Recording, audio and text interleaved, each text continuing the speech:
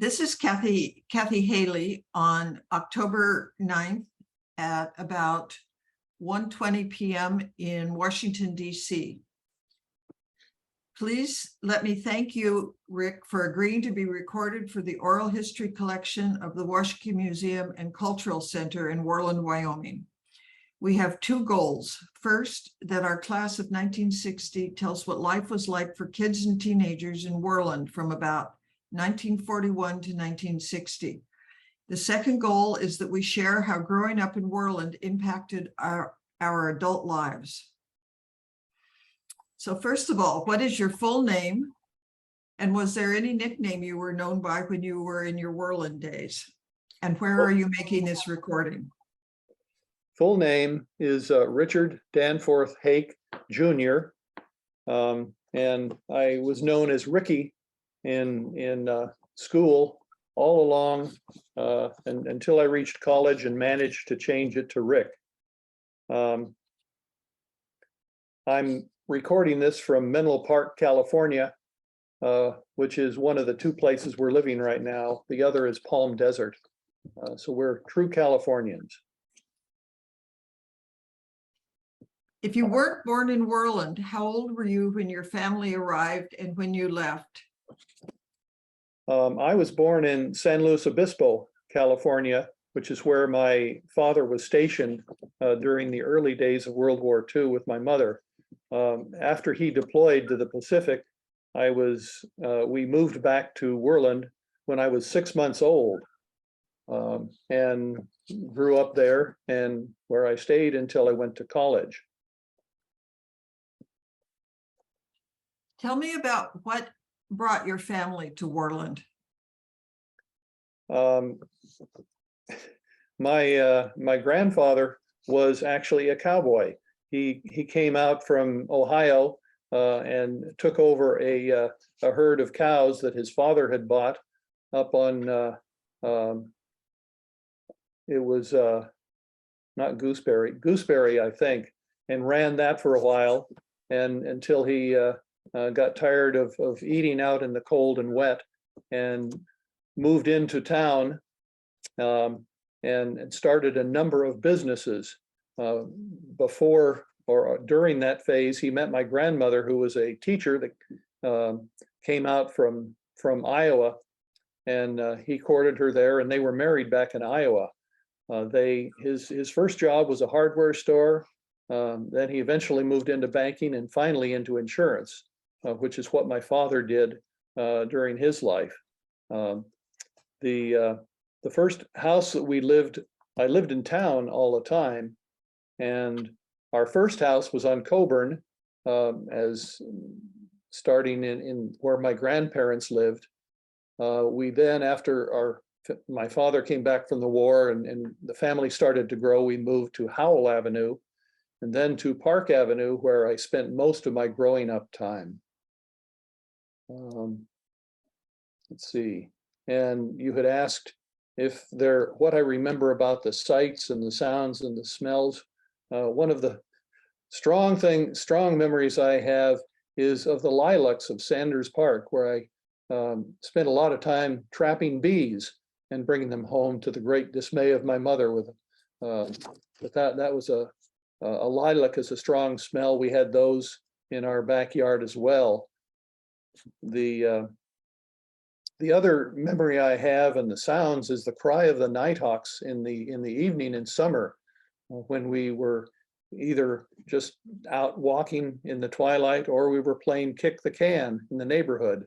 There was a great number of us children of the same age, and many nights during the summer we played kick the can, and the sound of that can hitting the street and the sound of the nighthawks crying overhead is a strong memory of growing up in Worland. Let me interrupt you for just a second. How do you play kick the can? What is that? Kick the can is a game where an empty can is placed somewhere with a group of upwards of 3 people. Someone is it, and he has the job of guarding the can and finding all the other people. So he starts the game by allowing them to go and hide, and then he goes out searching for them. And if he finds them and runs back to the can where they are, before anyone gets there, they are caught and they have to go in jail where they stay until the end of the game, unless one of the people he is hunting for while he was out hunting comes back in and kicks the can, and he frees all of the people in jail, and then the it person has to start all over again. So it's a great game of I don't know, athletics and joy when you kick the can and free the people in jail, and the frustration of having someone kick it when you're out hunting for them. Well, I was one of the kids in the neighborhood, so I remember how much fun we had. Were you allowed to play kick the can in the fall after school started? I don't think so. I mean, there was always homework, and we it was much stricter in the fall. Of course, the time wasn't as nice either. So, and another sound I remember is of the summer, my father whistling for us to come home when it was time to go to bed, and he somehow managed to whistle through his teeth, which could be heard all over the neighborhood. I never mastered that, and envied him all these many years. What time was your bedtime? Oh, I don't remember. It wasn't relevant. I still had a bedtime when I was a junior in high school. That's because my parents said that I would stay up too late if I didn't have a bedtime, that I had no good sense about when to go to bed. Anyway, those are great memories about the sounds. I'd forgotten the sound of the nighthawks. What do you remember about sights, sounds, smells, whatever, about downtown Worland? Don't remember anything about the smell. It was a Worland smell, and the sounds were cars going through. But the sights were that every store was filled. It was a very vibrant place. It was a story of a growing town, and so you could go down there, and there was wonder in every store, especially the dime store. Where you could go in and browse and think of all the things that would be nice to buy if you had a dime. So it's mainly the vibrance of the downtown that I remember, and yeah, that's about it. Okay. How involved were you with outside of the city limits of Worland? Because we had the Badlands, we had the Bighorns on to 30 miles to the east, and we had the Absarokas 50 miles to the west. Thermopolis 30 miles south. Well, that varied, of course, with age, because when I grew up and started exploring on my own and was driving, I would drive quite a ways. But early on, the involvement was mainly in the summer, when we had a cabin in the Bighorn Mountains that my father dearly loved. And when he came back after the war, he started taking us up there. And almost every weekend in the summer, we would go up to the cabin, and I would have a fish pole thrust in my hand, whether I liked it or not, and told to go out and catch dinner. And so I did that, but I would really rather have been sitting on the couch in the cabin reading comics, but there was no choice of that. So it wasn't until much later in life that I really learned how enjoyable going out and fishing is. But I did a lot of it when we were when I was a child. But and to get there, you of course had to drive through the Badlands, which were pretty much an annoyance to me, because they were pretty bad. No one wanted to do anything there. I learned later in life that they have a beauty all of their own. And to an adult coming through, they're really a wondrous thing. One other thing we used to do we did a couple of times when I was in high school, is that a band of us would go out through the Badlands armed with 22s, and we would form a skirmish line and walk across the Badlands, plinking rabbits off as we saw them, just leaving them there, which is not a very nice thing for an animal lover to do, but to us it was great joy. And scaring a rabbit and knowing you had the skill to hit them and bring them down. So there'd be 4 or 5 of us watching through. We'd probably kill 50 rabbits in our afternoon and think nothing of it. Of course, there were tens of thousands of rabbits out there, so it made no difference to the Badlands, and the vultures loved us. So, but that was an acquaintance with the Badlands. My grandfather. Who would you do that with? Gary Deal, Tommy Fujikawa, I think, Decker. I don't remember exactly who it was, but classmates that I knew. So next.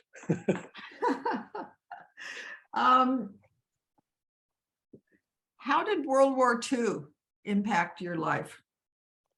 Well, we were living with my grandparents at the time. My father was deployed. He stayed overseas the entire duration of the war.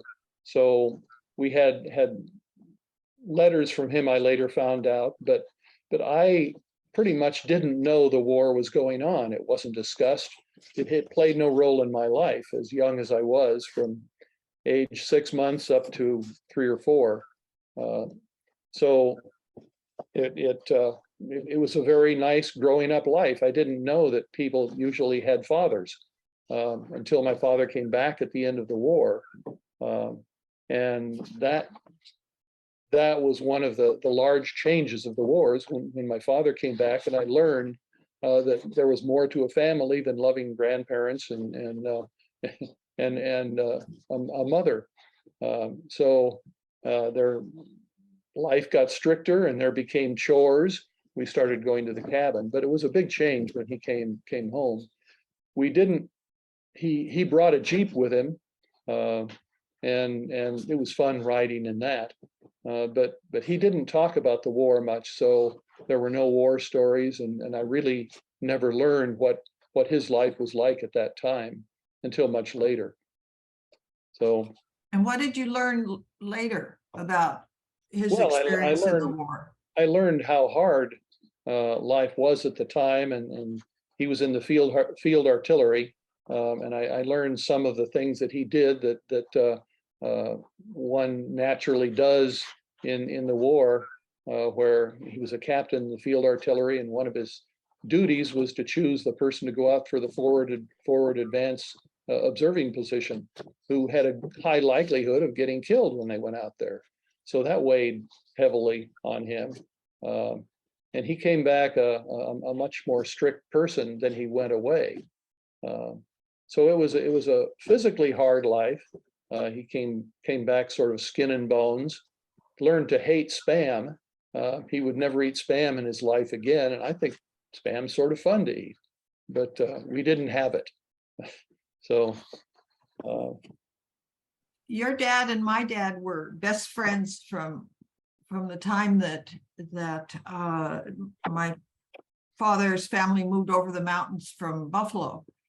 And my father said that your father was in 5 first wave landings on islands in the Pacific, that the Army figured if you knew how to be in first landing, which were the ones that got the worst casualties, that they just kept you there. Yeah. I heard nothing of that. He didn't talk of the war. It was sort of you didn't go there.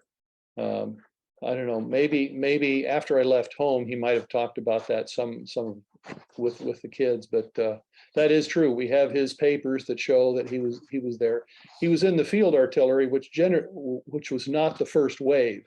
In Kwajalein, for example, he was bombarding Kwajalein from one island away, so it was reasonably safe. In Alaska, he was on Attu, and the was one of those that was affected by the bonsai charge there. So he had sort of bad memories of that. One of the things that I am grateful to him for is that he let me grow up with no feeling of the rancor that he felt toward the Japanese when he was in the Pacific. And some of my best friends, even to now, are Japanese, and to me they are Americans first, and happen to have a different background. So I enjoy. I mean, I'm grateful to him for leaving that when he left the army. I was always really impressed with that, and really very aware by the time we were in junior high and high school that he was like that. Because remember when we were kids and we'd jump on the piles of leaves, we'd rake piles of leaves and then jump in them, and we'd yell bombs away over Tokyo. I don't know, did you do that? I did. No, that. I didn't do that. You had more leaves than we did. Well, that's true. Especially down on Culbertson Avenue when we lived at 809 Culbertson. There was something else. An observation about the fathers coming back to children who'd been raised by the mother and the grandparents. Right. Because I had that same situation. And another friend of ours from Buffalo, whose father was close friends with my dad, had the same situation. And my observation was that the fathers treated you and John very, very strictly. You were absolutely expected to say yes, sir, practically about everything. Whereas I got overprotection. Mm-hmm. And so I had my own difficulties coming out of a situation where my grandmother was a registered nurse, and I don't ever remember anyone saying no to me. I knew what the rules were, and I obeyed the rules. I wasn't a rebellious child, but I don't remember anyone saying, no, you can't do that, until my dad came home. Well, I have that same memory. I mean, that chores started. I had never had a spanking until my father came home, and I think he lightened up later. I think we know that he did because we got to watch with your youngest sibs. Right. So and mine also. So yeah. Wow. Well, let's go on about elementary school.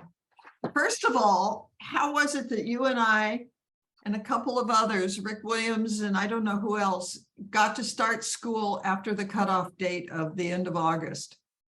I have no personal memory of that. I'm told that there was a culling process, and there were a number of kids who could have gone into starting school, and we were somehow assessed as to our readiness for school. And I guess I don't know if there was a hard cutoff age. I was actually I don't know that I was ever conscious of that. And I certainly don't remember it now. I just know my mother said it's time to go to school, and off we went. And we ended up being the youngest in our class, which in some ways was a disadvantage. But I certainly enjoyed the people in our class enough that I'm happy that I ended up in the class that I ended up in. And our class, I think, we have realized was highly unusual and highly capable in many ways. So I'm happy for that. Well, I heard that, first of all, we were all conceived immediately after Pearl Harbor, as soon as the moms could get pregnant. I mean, I noticed that in the 50s, in my 50s, when I started thinking about why is it that I have so many friends that are born within a few weeks of each other. And then I counted back, oh, Pearl Harbor. So I heard that the fathers came back, like your dad and my dad and Roger Van and several others. And they said, what do you mean our kids can't start first grade?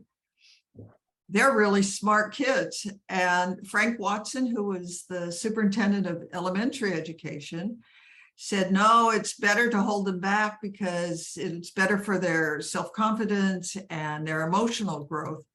But they were so insistent that he gave a test.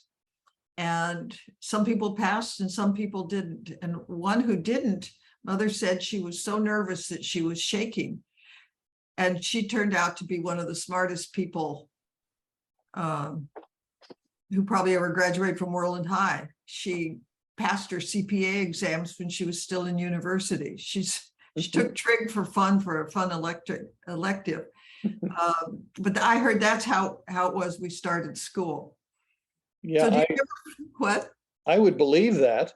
I expect, I mean, I was read to by my mother. The other thing is that we had no kindergarten. So there was no opportunity to develop the way, some of the things, some of the skills you need for school. There was a kindergarten. Mrs. Cannon had a private kindergarten in her basement. And we learned to count and we learned our letters. I think we learned some early reading. Did I go to that? I don't know. I don't remember. Bruce Kimsey did. He's the only one I remember there. Maybe Oh. Lane went. Well, I don't think I went. And it wasn't a part of the structured school system, as far as I know. No, and apparently the teachers, for every obvious reason, hated it, that it existed, because they'd have half the kids come in not knowing to read, and then these other kids from Mrs. Cannon's kindergarten that could read, or at least read somewhat, knew their letters. So that was hard. Do you remember first grade? I don't have many memories back there. I have the feeling of course, it was in the high school. We were one class of first graders in a basement room in the high school. And there are pictures of us on the steps. And I remember being there. I remember that the windows were very high. I don't remember if I ever climbed in or out, but for a first grader, for a 6-year-old, the windows were pretty high.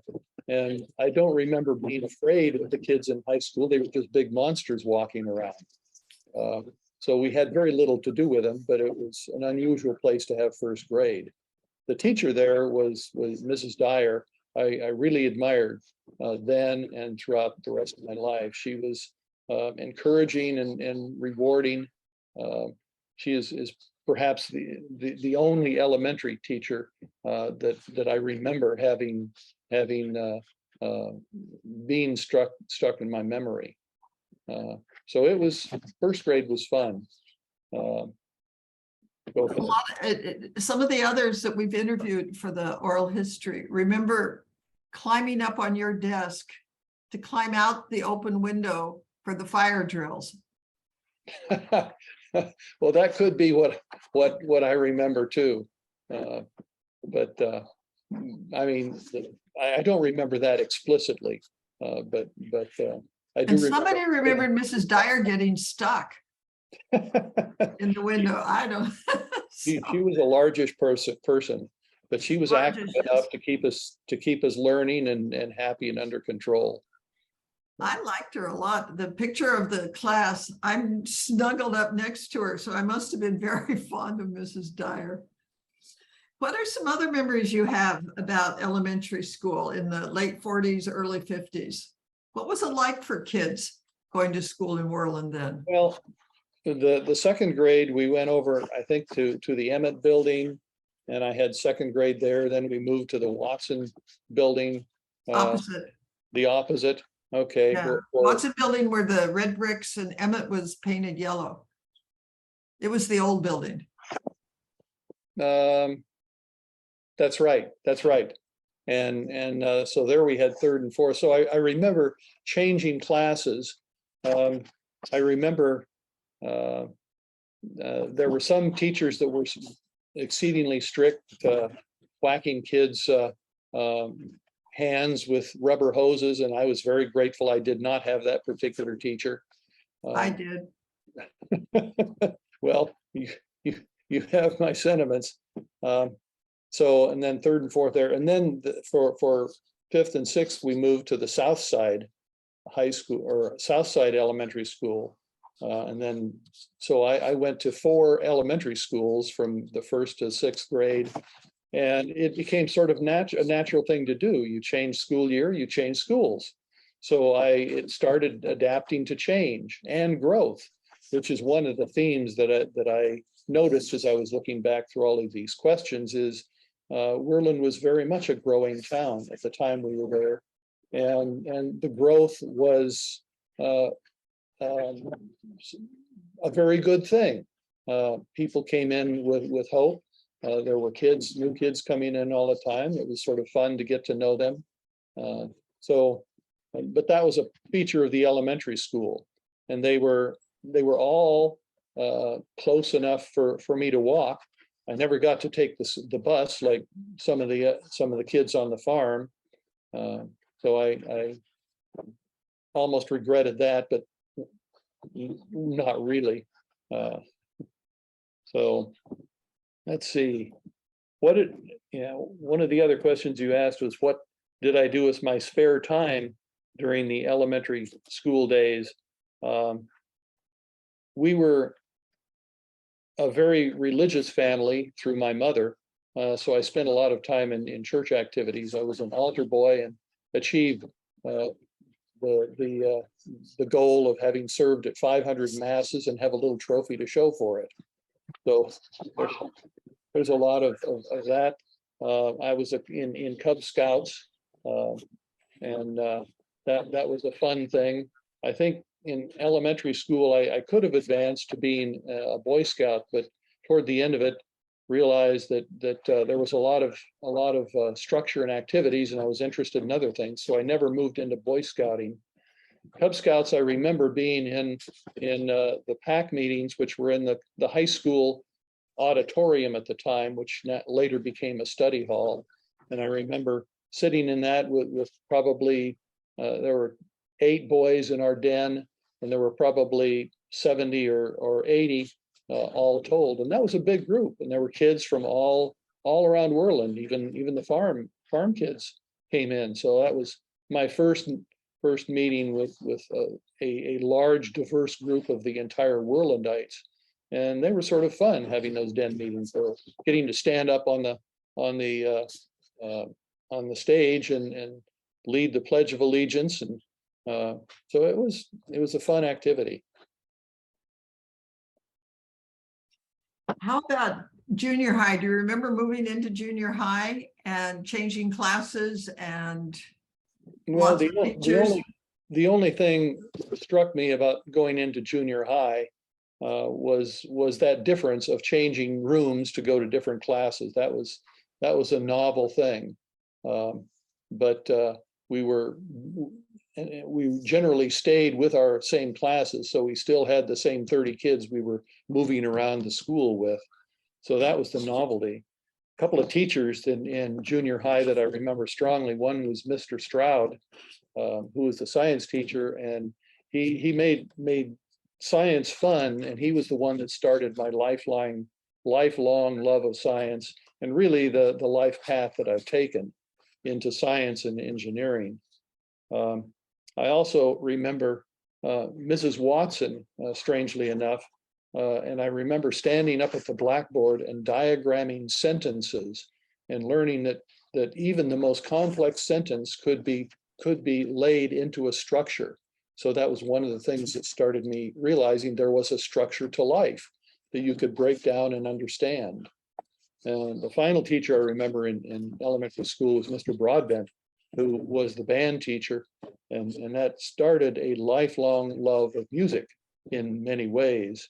And the most fun thing with Mr. Broadbent was the marching band, where especially in the summer, we would practice our marching, this group of 60 or 70 kids, by going out on the city streets and taking our instruments and playing and marching through the city streets in the warm summer evenings. And the cars just better watch out for us because we were marching. After all that marching, we learned, we got good enough to go to parades, and we had uniforms. So we went to places like Sheridan or Grable or Cody. I think we even went to Casper one time. So I enjoyed the marching in the band, enjoyed playing in the band, competing with people for position in the instrument. David Schlotthauer, who was a class above us, was always the envy of Grant and I, who played saxophones, because Schlotthauer just played a magic saxophone. And then finally he graduated, and Grant and I could compete for first chair in saxophone. So we enjoyed band all through junior high. Do you think Basil Broadbent, this just came to me as you were talking and I was remembering, I think he gave us a strong sense of excellence, that you work and work and practice, and then you get accolades, because it was really thrilling to be marching in parades and doing all these cute tricks all over the state. Yeah, he did. And somehow he gave you a feeling that you and all of those around you were good, and we had a good organization there that we should be proud of. And I remember hearing somehow that this was the best junior high band in the state. And maybe it was, maybe he said that. We felt so proud about that. Maybe we were the only junior high band in the state that went out in public. I don't know. Yeah. Because otherwise you just heard about high school bands or Right. the university band. Mm-hmm. So he is one of the guys that I think contributed to my life through a love of music. Other things I did when I was in junior high, in the summers we played Little League baseball, where we all got T-shirts and went out and got to throw balls and try and hit the balls and run around. And I enjoyed that. I also started playing football.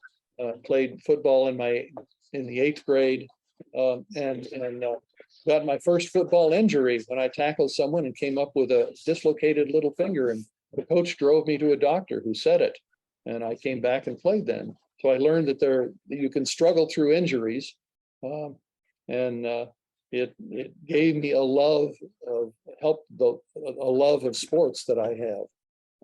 So that was good. That's about all I remember for junior high. How about high school? Well, high school, I remember quite a bit. I was just talking about football. I continued playing football in high school, was on the freshman team, and learned that I could compete, but that was not my best skill. And I ended up giving that up through the rest of high school, but I actually made the traveling team one time because of a tackle I made in one of the games that our freshman team had, and one of the big tackles was unable to travel, so I got his jersey, went up to Grable and sat the entire game, hoping that they did not put me in with those big guys. But football was fun as an activity, and it was just that I was not one of the better ones at it. I had better things to do. One of the questions that you had asked about high school was teachers. The teachers that I remember were Mr. McDonald, our math teacher, who made math rewarding. Had him for 4 years, I think, working on up from algebra to trig, and succeeding at all of them, and having him lead us into that in a gentle enough way that I could take them and succeed at them. I remember Mr. Schwartz, the chemistry teacher, who showed us that chemistry was amazing, and mainly said that you could take these foaming messes that you could make, and there were actually equations that described what was going to happen. So he helped me develop a feeling for understanding the world in terms of a scientific view of what's going on. he also sponsored me to go to a summer science camp after my junior year in Colorado College, where we spent a month and a half or so in a dorm down there doing special topics and learning chemistry essentially at the early high school level, which was there were kids Early from all over the college, nation early there. high school or early college? Well, it happened after a junior year in high school. High school. And they were teaching us freshman chemistry, Okay, freshman college. college chemistry. Yeah. So that made it easier for me to understand chemistry when I hit college. But there were kids from all over the nation, from New York, from private schools there, and interacting with those kids and learning that I could understand them and learn and participate at the same level they had with going to Exeter and places like that. Some of the New York schools gave me a lot of confidence for life. So Mr. Swartz gave me a lot of confidence there. He also happened to be the main sponsor of our Rocketeers Club, which was started. The original idea, I think, was Grant Eutrophus's. After we read a article in Scientific American, he said, we can do this. So we went to Mr. Swartz and he said, yeah, I'll buy you the zinc and sulfur, zinc dust and sulfur that you need for your fuel in next year's order. So he bought it, and 5 of us put together some rockets, went out in the Badlands and launched them. This was right after Sputnik had gone up. So we were feeling like it was we were helping the science effort, as well as it was fun to build these things that belched fire and roared into the sky. So Mr. Swartz was integral to that. I remember Mrs. Fansler, who came along when I was a senior and taught us a German class. And I can remember her enthusiasm and excitement at teaching people a foreign language. And I had the same thing and learned that and took other classes in it later. But she was a good teacher. Mrs. White, our English teacher, instilled in me some idea of the rewards of literature. And I remember her for that. One other thing I remember about high school is not a teacher, but in the fact that in the library, they ordered something called the Traveling Science Library, which was a bookcase that could be folded up and sent from school to school, about 3 feet by 3 feet, with a lot of science books in it, including those that showed how the universe worked, or what we knew of that at the time. And that was the thing that finally cemented my love of science and really inspired me to get into physics in my later life. So that's the, let's see, what else is there about high school? Did you have any jobs?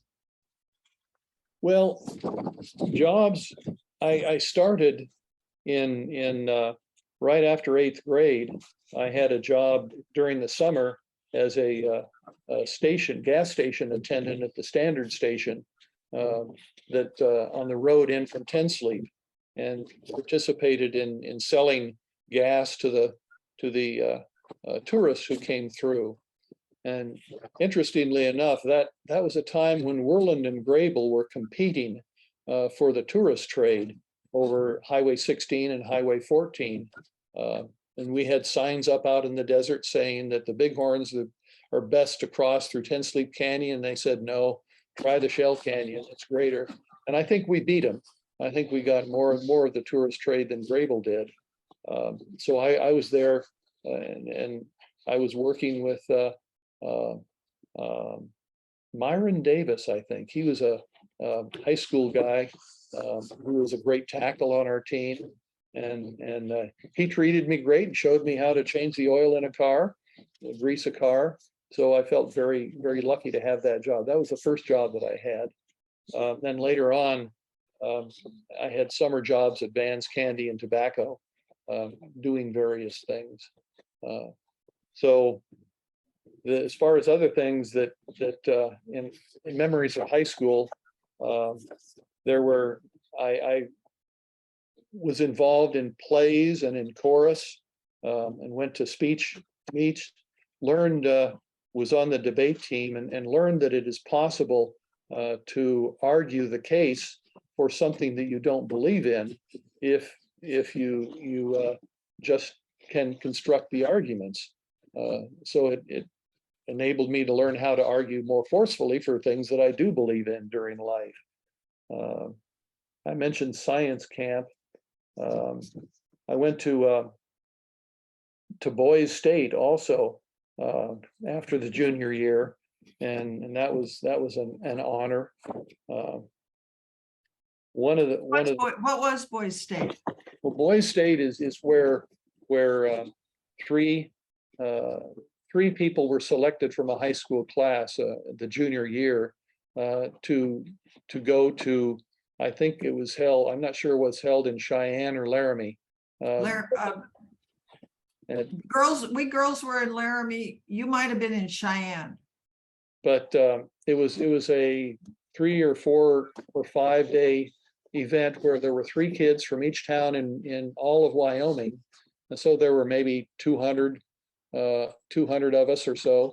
And you participated as if we were the state government. You composed bills, elected a governor, elected all the state officers, and just participated in an event that showed you how a legislature really works. You made up bills in the house to which you were assigned and voted for them. So it was a good experience. Turns out Grant Fujifusa was elected governor of our Boys State, which was a great kudo for the town of Worland. He ended up going to Boys Nation, which I think started him on his path with politics. So that was a fun activity. What did Grant end up doing with politics? Well, he was never a politician, but he ended up he went into publishing and ended up inventing a study of every politician in the House and the Senate, where he put together a book that gives their characteristics and what they're in favor of, where they come from, what their constituency is like. And it turned out he collected enough facts about people that even the people themselves, the senators and representatives, used that book as information about the rest of the people in their house. And it went nationwide as well, and it has lasted, I think, to the present day. Yes, Almanac of American Politics. Right. So, and he learned, that I think that was his main foray into politics, and it enabled him to be very influential in some of the things that he's done for acting for the restitution for the Japanese who were in the camps. He actually persuaded President Reagan to sign that bill. So it was a feather in his cap. What else did I do? Let's see. Oh, I worked in a grocery store for a while and learned to hate bagging because my sense of order is so high that it took me forever to put together the items that someone had purchased in a bag, and I slowed down the line. So they sent me to the back and told me to stock the shelves instead of bagging. That job didn't last very long. Was it still Vans grocery store, or had it become John's by the time we graduated? No, it was Vans. It was still Vans. Yeah. And you might mention, when you're talking about working for Vans Candy and Tobacco, and when we played Kick the Can, it all took place. There was your house on Park Avenue. Next door was your grandparents' house. Next door was Judy Van's house, and it was her father that had Vans Candy and Tobacco. Right. Father had the grocery store, and it was Judy Van's yard where we'd play Kick the Can. That would be headquarters. It was the center of the can, right. And I don't know if it was because her father sold candy. I don't recall seeing him at all, but I really learned to know his backyard very well by hiding out there. let's see. Um, Do you want a chance to look back and consider?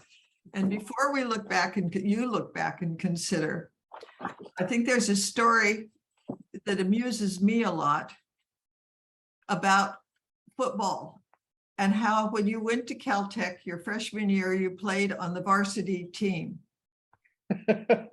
Well, I started, I signed up for the varsity team and started practicing with them and learned right away there were other things at Caltech that I needed to do more than play football. So I think I played football for probably a couple of weeks and then went off to study. Oh, but didn't you play in the Rose Bowl, a home game in the Rose Bowl? No, I never played there, but we often went to watch the football in the Rose Bowl. When I was a senior, for instance, my class was the quarterback, and I think we set the record on the number of fumbles in one play. There were the Rose Bowl seats 100,000 people. There were probably 200 of us watching Caltech, 100 of the opponents on the other side. They didn't even turn on all of the lights. These were night games in the Rose Bowl, just the ones in the center that illuminated the field. There was one play that we had where there were 5 fumbles before the play was blown dead. I think we gained 5 yards on that. And so Caltech was not a strongly athletic team. I thought when we had a lot of people in the class for the Christmas party freshman year in college, I thought you told Sonny Shear you'd played in the Rose Bowl. Sonny was such a star, brilliant football player. I'm sorry, I remembered that forever. No, I'm wrong. No, I maybe told him I had been in the Rose Bowl and our team played in the Rose Bowl, which they did. It was Caltech's home field because we were probably half or a mile away from that. It was the only thing close enough for us to use, and it wasn't being used on the nights when we could play football. But the other thing that I carried from high school into college was my love of marching. Another quick college experience. Turned out I liked marching band well enough that when I got to college, I signed up for Air Force ROTC just so I could get into the drill team, and got into the drill team and went off to Phoenix, Arizona or Tucson one time for an air show. Our drill team marched in that, and I dropped that before, after 4 or 5 weeks, because realizing there were other things I wanted to do also. Plus you guys were studying all the time. Yeah. I mean, there was a lot of catching up to do. Turns out the math that Mr. McDonald taught us was very solid in everything up to the level at which he ended. And at that time, Worland High School had nothing to do with calculus. And the first thing you get into at college is calculus. And the first lecture, they drew something on the board which I didn't understand, and were using language that I did not understand. And it was a very hard first month or so until I learned the vocabulary, learned what these things made or meant, and actually ended up doing very well in the math class in my freshman year. Yeah. So let's look at the questions about, now that we are turning 80, and we aren't there yet, Rick. You are, and will always be 13 days older than I am. Okay, were there any of those questions that you'd like to think more about? And these are questions in the last batch. In the closing or in oh, okay. Most of it, this is our chance to look back and consider. This was, Sputnik was launched in 1958, and that was a great change in things. And I don't know that it affected anything that was going on in Worland, but it certainly has affected me. That was one of the things I thought about. Something else. What was Sputnik? In 2050, nobody will know what that is. Okay. Sputnik was the very first Earth satellite that was launched by mankind. And it was a small basketball-sized radio satellite put up by the Soviet Union that went around the Earth, and every 90 minutes broadcasting a beep, beep, beep, beep that you could hear when you turned on the radio. And it was impressive to, or it was striking and somewhat unnerving to hear something coming over you that was launched by the Soviet Union, with whom we were engaged in a Cold War at the time, and they were a sworn enemy. So it was like they could come over and do to us as they wished, as they exhibited with Sputnik. So it started the space race, and we caught up quite quickly after that, and eventually surpassed them in our abilities. But it was a real threat at the time, and so it emphasized the role of science and the need for more science and engineering in the United States. That was a weather change in what was going on in the world. The other thing that I think back on is many things growing up.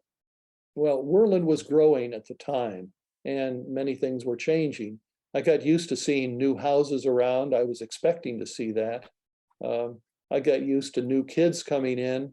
I was expecting to meet new kids all of the time, and did not worry about it. It was not a threat, it was an opportunity. So the feeling of growth was there. I also learned to talk to people with whom I would disagree, and find out that we could all get along. Religion was a very strong thing in Worland at the time, and the type of religion, maybe it still is, but I was Catholic. Most of the class was Protestant. There were the Mormon religion was in there too, and somehow we all got along. I knew that if I went to church on Sunday at a Protestant church, I would be committing a very large sin and would have to confess about it. So I never did, and to this day I am reluctant to go to a Protestant service, but I have no ill feeling for that, and got along with all of the kids. So that was a good thing. I learned that generally people were good people and trustworthy. So we lived our life without locking the front door or locking our cars when we went someplace. So it was a real shock to get out to the outside world where you had to lock everything. Don't know how it is now, but that was a shock. Let's see, what else am I thinking of? Oh, I had many jobs. I learned that I should expect to work. I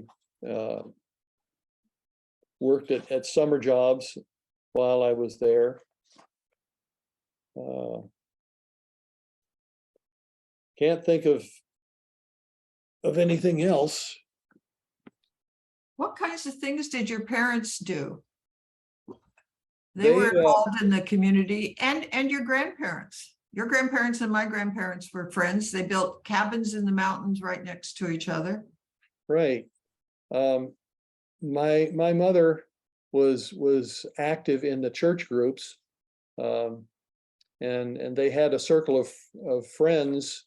They liked to play bridge, so one of the big events was dinner bridge, where maybe I don't know, 8 couples or so would go over to one person's house and set up a couple of tables, and it would rotate through that thing. And so there was a group of friends that included your parents and the Van Buskirks. So, and we spent a lot of time at the cabin, and going to the cabin every weekend continued throughout my high school days. Let's see. Can't think of anything else that I remember. Are there family traditions that you continue to celebrate? Not really. We celebrated all of the holidays. Thanksgiving, inviting a large family over for Thanksgiving is a tradition. It's not that unusual. There weren't any special family kinds of traditions. Were there learning opportunities that you wished you'd had looking back?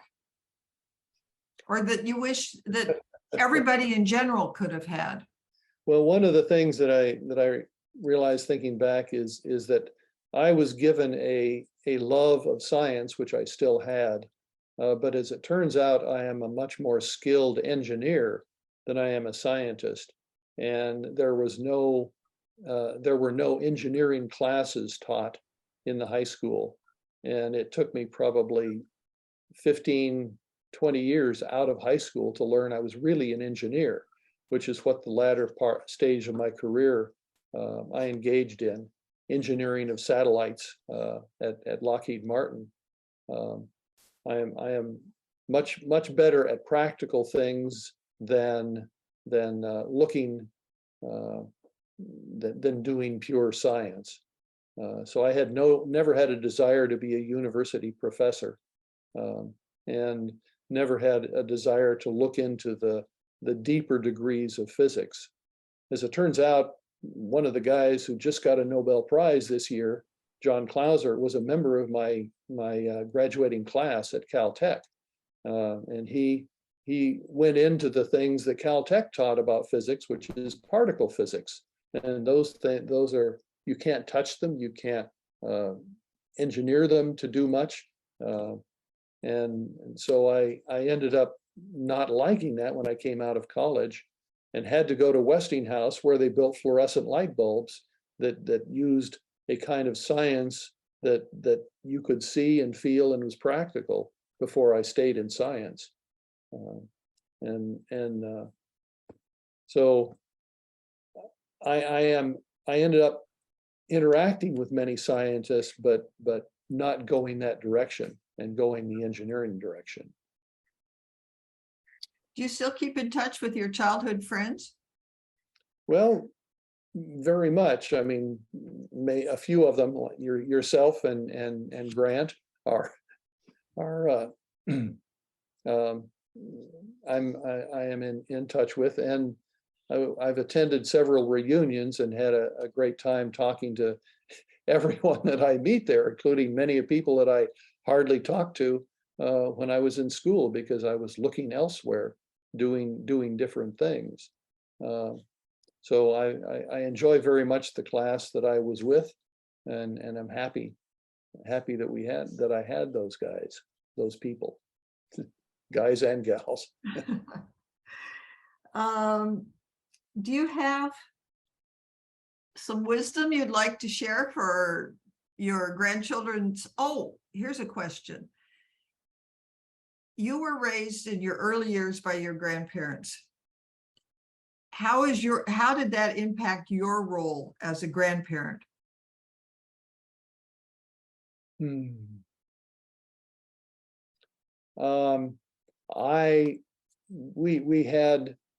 I was an active grandparent with our grandchildren, still am, but that seemed more a natural thing to do than something that my grandparents were involved in.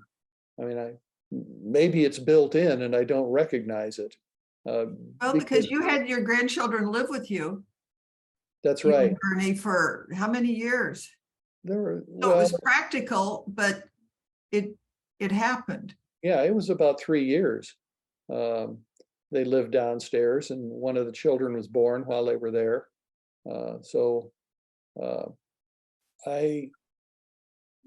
I don't think that any of that came from me being with my grandparents, other than the role of the grandparents being actively involved was something I accepted and enjoyed. Do you have some wisdom to pass on to say your grandchildren's grandchildren? Um, there is beauty in everything. That if you stop to consider things, if you take the time to consider them, you will find out that it is worth your while. But there are also far too many things that you can consider, so you've got to narrow your focus in some ways.